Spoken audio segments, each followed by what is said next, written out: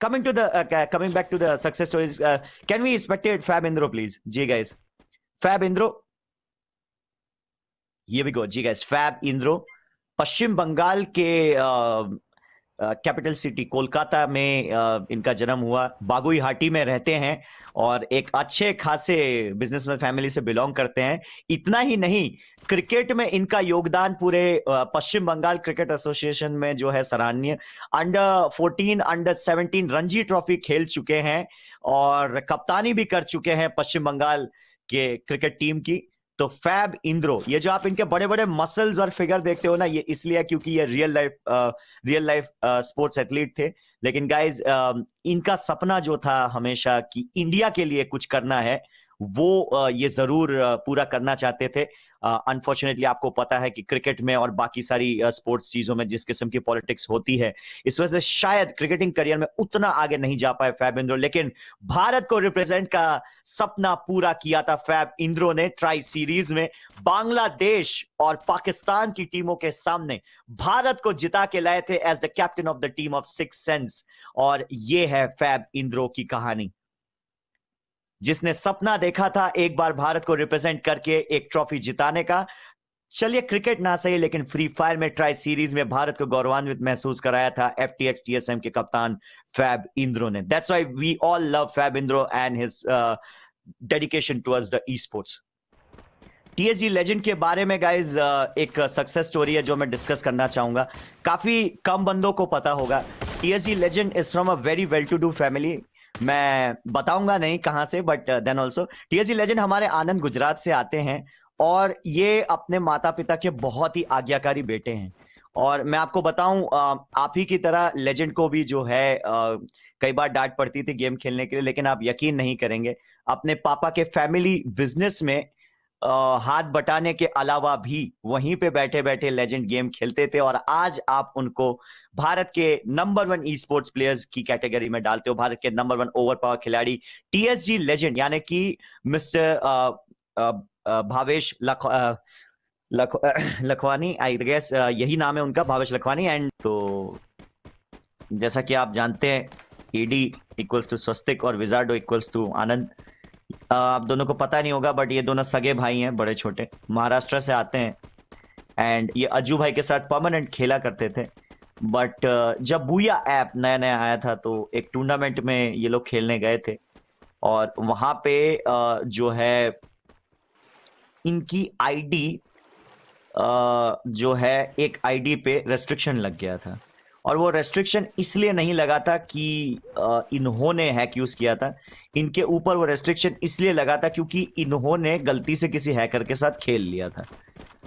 तो इस वजह से ऑब्वियस सी बात है कि काफी टोटल गेमिंग का नाम खराब हो सकता था।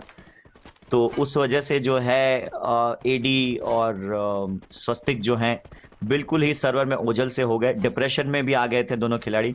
लेकिन उन्होंने हार नहीं मानी, वहां पे इनका हाथ थामा डेड सोल ने। और उसके बाद गाइज इन्होंने पलट के नहीं देखा।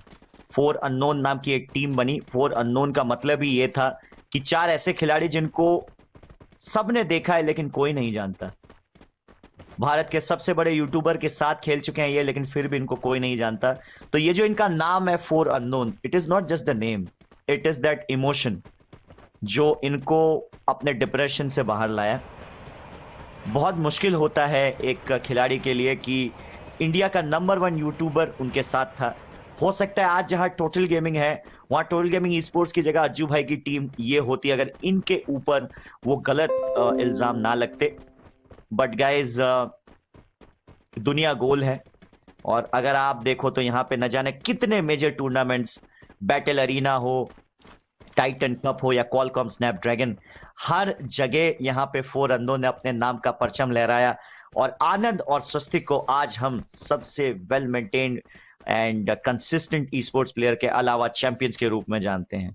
तो ये कहानी उन लोगों के लिए भी है, एक मिसाल बन सकती है, जो कहते हैं कि मेरी आईडी हैक हो गई, मेरी तमन्ना थी कि मैं एक यूट्यूबर के साथ खेलूंगा एंड ऑल दैट। गाइज, इनके पास वो सब कुछ था, वो सब कुछ खोया और खोने के बाद अपने दम पे अपना नाम एक बार फिर से काबिज किया यहाँ पे 2 भाइयों ने मिलके। कुछ भी हो जाए गाइज, नेवर लुक बैक। और मैं हमेशा इस चीज को बताना चाहता था कि इस टीम का नाम फोर अननोन क्यों है। दरअसल इन्होंने ये नाम एक फ्रस्ट्रेशन में रखा था कि इतने बड़े खिलाड़ियों के साथ खेलने के बावजूद भी ये खिलाड़ी जो हैं ओझल से हो गए थे, इसीलिए सबसे ज्यादा नोन होने के बावजूद भी इन्होंने अपना नाम रखा four unknown. Galaxy Racers, the FFIC champions. जी guys, please Galaxy Racers के वासियो CRJ7 को दिखाया जाए. What a legend. What a absolute legend. वासियो, डॉक्टर वासियो CRJ7. क्या स्टोरी है इनकी स्पोर्ट्स की। अपनी डॉक्टरी की पढ़ाई के साथ साथ अपने ई स्पोर्ट्स का डेडिकेशन यहां पे दिखाते हुए। कई लोग कहते हैं कि बच्चों की पढ़ाई लिखाई खराब हो जा रही है गेम खेलते हुए। मैं उन सारे माता पिता से गुजारिश करूंगा कि ऐसा कुछ नहीं है। हमारे पास ऐसे लाइव एग्जाम्पल है सच एज वासियो CRJ7 जो अपनी डॉक्टरी की पढ़ाई मेंटेन करते हुए ई स्पोर्ट्स में वक्त दे रहे हैं। एक और एग्जाम्पल हमारे पास टीम केओस के स्कैरी गेमर है, वो भी अपनी मेडिकल स्टडीज जो हैं जारी रखते हुए FFIC में रनर अप पोजीशन पे आए थे। और एक और एग्जांपल आपके सामने रॉकी भाई हैं जो पहले MCA पास करके बैंक में AGM की पोस्ट पे सर्विस करके आज जो है फ्री फायर में कास्टिंग करते हैं। तो ये सिर्फ बच्चों की नीयत और उनके संस्कारों में कमी है जो मैं उम्मीद करता हूं पेरेंट्स जो है ई स्पोर्ट्स में उनका माइंड डेवलप करेंगे, उनको सपोर्ट करेंगे। अगर कोई बच्चा अपने पेरेंट्स को ये वीडियो दिखाना चाहता है तो बेशक दिखाए। E sports is a profession. E sports कोई मजाक मस्ती या बंदर नाच नहीं है। मैं सारे पेरेंट्स से जो अपने बच्चों को गेम खेलने से टोकते हैं मैं यही कहूंगा कि उनकी पढ़ाई लिखाई मेंटेन रखिए, लेकिन ये जो गेम है ये भी कोई बुरी चीज नहीं है अगर इसको सही तरीके से लिया जाए तो। या